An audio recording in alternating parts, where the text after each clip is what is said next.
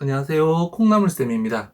이번 영상에서는요, 고교학점제 대비 엄마가 할 수 있는 초간단 진로교육이라는 주제로 말씀 나눠드리도록 하겠습니다. 제가 예전에 고교학점제에 관련한 영상을 2편 올려드린 적이 있습니다. 이 영상 못 보신 분들은 이번 영상 보시고 다 보셔도 좋을 것 같고요. 오늘은 그러면 이런 고교학점제를 대비해서 진로교육이 더욱더 중요해지고 있는데요.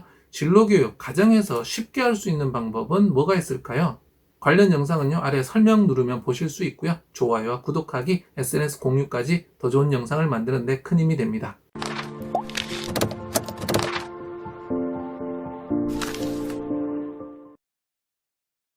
고교학점제 대비 엄마가 할 수 있는 초간단 진로교육. 첫 번째는요, 고교학점제가 입시에 미칠 영향이라는 주제로 말씀 나눠드리도록 하겠습니다. 지난 영상에서 고교학점제 설명드렸지만요, 지금 또 간단하게 정리하자면 고등학교에서도 대학교처럼 학점을 이수해서 졸업하게 하겠다는 내용입니다. 2021학년도 6학년이 고1이 되는 2025년부터 고교학점제가 전면 시행되는데요. 그렇게 되면 아이들은 3년간 192학점을 땀으로써 고등학교를 졸업할 수 있습니다. 이 고교학점제는 입시에 어떤 영향을 미칠까요? 입시제도는 크게 3가지로 나뉩니다. 우리가 잘 알고 있는 수능, 정시죠. 두 번째는 수시가 있고요. 세 번째는 논술 등 기타 전형이 있습니다. 이 중에 가장 큰 것은 수시 전형이죠. 수시 전형은 66%를 차지하고요. 정시는 20%, 그리고 기타는 14%입니다. 그러면 대학을 가는 길은 수시가 가장 많은데요. 수시는 또 2가지 제도로 나뉘어지죠. 바로 학생부 종합전형과 학생부 교과전형입니다. 학생부 교과전형은요, 학교생활 기록부 중에서 성적, 내신에 해당하는 부분 보는 것이 학생부 교과전형이고요. 학생부 종합전형은 내신 이외에도 독서, 봉사, 동아리 활동 등을 전체적으로 봐서 이 아이의 가능성에 점수를 주는 제도입니다. 학생부 종합전형 항목에는요, 학업 역량, 전공 적합성, 발전 가능성, 인성 이런 것들을 종합적으로 평가를 하는데요. 여기서 전공 적합성을 좀 신경을 써 두셔야 하겠습니다. 지금까지 전공 적합성은 학생부 종합전형에만 해당이 되었습니다. 왜냐하면 학생부 교과전형은 내신 성적으로 가는 것이고, 지금까지 고교 내신은 모두 동일했기 때문에 전공 적합성이라는 게 별도로 없었습니다. 학생부 종합전형을 지원하는 아이들만 개별적으로 어떤 준비를 하고 어떤 활동을 했는지 알아보는 것이 바로 전공 적합성이죠. 그런데 고교 학점제가 시행된다면 어떻게 될까요? 고교 학점제가 시행을 되면 학생부 교과 전형을 지원하는 아이들까지 이제 전공 적합성이 중요해질 수 있습니다. 만약에 수의학과에 진학을 하고자 하는 아이가 있다면 선택 과목으로 생물을 들어야 될까요? 물리를 들어야 될까요? 네, 당연히 생물을 듣는 아이가 물리를 들은 아이보다 분명 전공 적합성 같은 부분에서 더 높은 점수를 받을 수 있을 겁니다.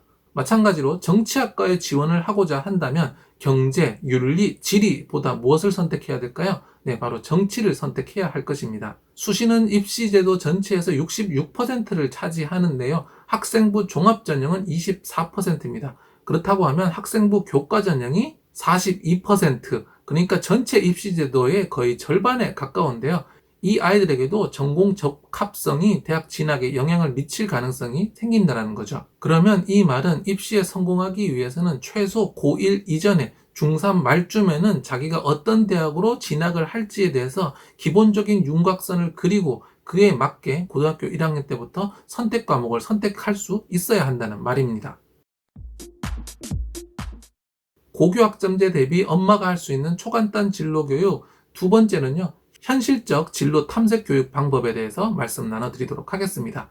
고교학점제 시행으로 어떤 과를 진학할지를 미리 중3, 고1 이전에 어느 정도 결정을 해야 되는데, 그렇기 때문에 아이의 진로 탐색이 굉장히 중요해졌습니다. 대부분의 아이들 진로 탐색 생각하지 않고 어떻게든 공부해서 점수 올리고 그 다음에 과를 선택하는 방식을 선택하고 있는데요. 그렇게 했을 경우는 불이익이 이제 있을 수 있겠죠. 초, 중등 시절에 충실한 진로 탐색을 해서 내가 뭔가 하고 싶은 것을 대략이나마 어느 정도 방향을 잡아놔야 과목 선택에서 더 좋은 선택을 할 수 있을 겁니다. 진로 탐색은 크게 2가지로 나눠볼 수 있는데요. 첫 번째는 다양한 직업을 좀 살펴보시기 바랍니다. 먼저 세상에 어떤 직업이 있는지 알아야지 자기에게 맞는 직업을 찾을 수 있지 않을까요? 그러기 위해서는 먼저 아이와 거리로 나가셔서 거리에 보이는 직업들을 하나씩 모두 다 말해보세요.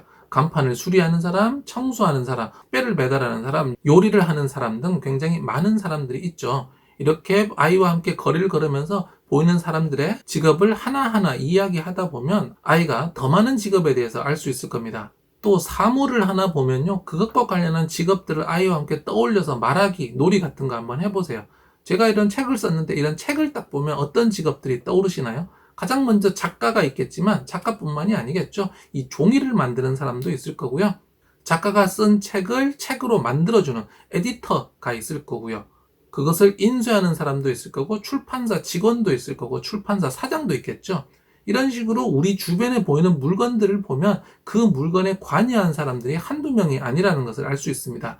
예를 들어서 식탁을 본다면 그 나무를 자른 사람, 그리고 나무를 수입하는 사람이 있을 거고, 나무를 가지고 식탁을 만드는 목수가 있을 거고요. 이 식탁을 판매하는 판매자, AS 업자, 그리고 이를 배달 설치해주는 사람까지 굉장히 많은 직업들이 있죠. 아이와 함께 가정에서 시간을 보내면서요, 물건들을 볼 때마다 이와 관련한 직업들이 뭐가 있는지 한번 자유롭게 이야기를 나눠보세요. 고교학점제 대비 엄마가 할 수 있는 초간단 진로교육 세 번째는요, 우리 아이에게 맞는 직업 찾기라는 주제로 말씀 나눠드리도록 하겠습니다. 앞에서 말씀드렸다시피 여러 가지 직업을 찾으셨다면 그 다음에 그 직업이 우리 아이에게 맞는지 한번 확인해 봐야 될 텐데요. 사이트 주니어 커리어 넷에 들어가셔서 나를 알아보아요 보시면요, 진로 흥미 탐색이라고 있거든요. 그래서 클릭을 몇 번 하다 보면 우리 아이의 성향이 어떻고 어떤 직업이 더 잘 맞겠다 어느 정도 한번 확인해 보실 수 있습니다. 그런데 이런 방법은 굉장히 일회성이고 또 의외로 맞지 않을 수도 있기 때문에 좀 더 본질적인 방법 하나 설명해 드리려고 하는데요. 생활 속에서 여러 가지 직업들을 직접 하나하나 체험을 해보는 겁니다. 집에서 하는 활동 하나하나에 부모님께서 관련된 직업을 알려주시는 거죠. 예를 들어서 글쓰기를 한 다음에 작가가 하는 일이라고 알려주시고요. 화단에 물을 주고 식물을 가꾸어 보고 모녀사가 하는 일을 경험해 보는 거죠. 마트에 가서 물건을 사고요. 그 영수증들을 처리하는 회계사가 하는 역할들을 좀 해볼 수도 있겠습니다. 몸이 아픈 이웃의 할머니를 도와주는 활동을 해보고 사회복지사를 경험해 볼 수도 있고요. 친구들 간의 갈등을 어떻게 결론을 내릴지 법관으로서의 경험을 해볼 수도 있겠네요. 이런 식으로 생활 속 활동들을 하나하나 직업과 연결하다 보면요, 단순히 인터넷 클릭 몇 번으로 내가 이런 직업이 맞겠구나 라고 생각하는 것과 달리 실제적인 경험을 조금 해볼 수 있는데요. 이런 활동들을 통해서 아이가 자기와 맞는 직업, 맞지 않는 직업을 조금씩 찾아 나갈 수 있겠습니다. 중요한 점은 이런 활동은 일회성인데 직업이라는 것은 수년, 수십 년간 계속 같은 활동을 반복하는 거잖아요. 그렇기 때문에 아이에게 일회성으로 재미있는 것과 이 활동을 10번, 100번, 1000번, 10,000번, 10만 번 반복하는 일인데 그래도 그 일을 재미있게 할 수 있을지에 대해서는 별도로 한번 생각을 해보는 시간을 또 가지시고요.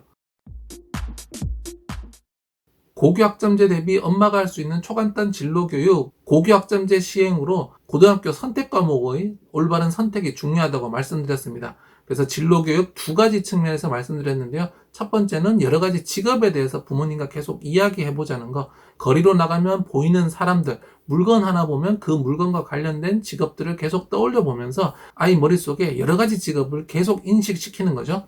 두 번째는 가정 내 여러 가지 활동들을 계속해서 직업과 연결시키는 겁니다. 하루는 요리사가 되어서 요리를 해보고 청소도 해보고 정리도 해보고 식물도 가꿔보고 이런 활동들이 단순히 집안일이 아니라 이것이 직업이 될 수 있고 그 직업을 하면 어떤 느낌이 드는지 아이가 체험을 해볼 수 있겠습니다. 이런 체험을 하면서 자기에게 맞는 직업을 찾아간다면 조금 더 올바른 진로 선택에 도움이 되지 않을까 합니다. 좋아요와 구독하기, SNS 공유까지 더 좋은 영상을 만드는 데 큰 힘이 됩니다. 감사합니다.